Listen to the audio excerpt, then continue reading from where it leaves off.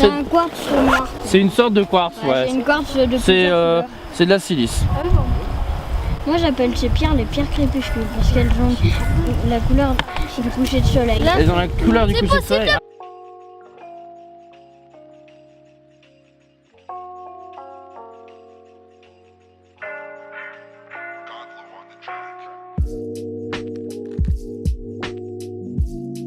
Donc Thomas Séché, je suis animateur naturaliste à l'ALEP, donc qui est l'association lozérienne pour étudier la protection de l'environnement. Donc voilà, ça fait 2 ans que je suis dans cette association et mon métier c'est d'être éducateur à l'environnement. Donc j'interviens sur différents publics, à la fois pour les enfants mais aussi les adultes, donc faire découvrir les richesses de la faune, de la flore, comprendre les différents milieux, les écosystèmes, l'évolution des paysages.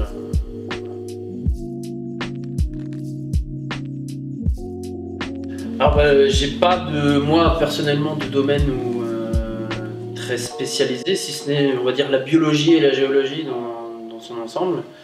Après on a tous des petites affinités sur différents sujets, mais j'essaye d'être assez généraliste, du coup de pouvoir intervenir justement sur plein de sujets. Et l'important pour nous c'est plus vraiment de faire comprendre l'environnement, de comment il fonctionne avec les grands concepts, de connaître quelques espèces, mais pas de rentrer forcément dans le détail d'une espèce en particulier, etc. Donc c'est des connaissances assez générales. Après, au niveau de l'association, on est quand même un peu identifié comme la Ligue de la protection des oiseaux lozérienne.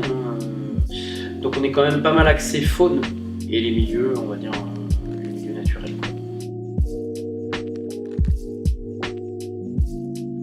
Donc je suis déjà intervenu l'an dernier avec le Feuille Rural sur plusieurs thématiques. Déjà la géologie, comme aujourd'hui. On a parlé aussi de l'écosystème aquatique, donc les petites bêtes qui vivent effectivement dans les mares, dans la rivière. Et donc voilà, c'est une toute petite partie de mon public, ça, le périscolaire, puisque la majorité du temps je suis soit en classe ou sur le terrain avec des scolaires. Donc c'est une grande partie de mon public. Et le week-end et les vacances, on est plus sur du public adulte, famille, beaucoup de sorties sur différentes thématiques auprès des adultes. En fait, on essaye de sensibiliser effectivement sur la protection de l'environnement. On a de la chance en Lozère d'avoir, comme tu l'as dit, des milieux alors presque intacts, on peut discuter, mais en tout cas qui sont relativement préservés, puisqu'il y a des réglementations, puis il y a de l'accompagnement des acteurs du territoire pour permettre la conservation de ces espaces, on va dire, en bonne qualité. Donc on fait attention effectivement à la pollution, on fait attention au niveau des pratiques, on a des agriculteurs qui sont engagés pour préserver ces milieux, et grâce à l'activité, grâce à certaines pratiques agricoles, on préserve à la fois des milieux ouverts, des milieux, pas que les milieux se referment, et donc on a la chance d'avoir ces grandes prairies, on a la chance d'avoir ces pâturages où on va trouver des orchidées.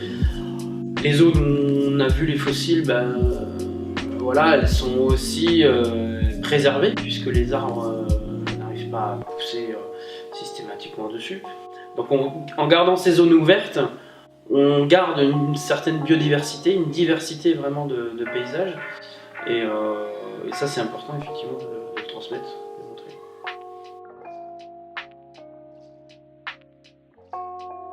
Alors, je pense que les gens, en tout cas locaux, là, dans le Val de Ness, savent à peu près, j'imagine tous, qu'il y a effectivement des fossiles ou peut-être des terres bleues, ces fameuses terres bleues.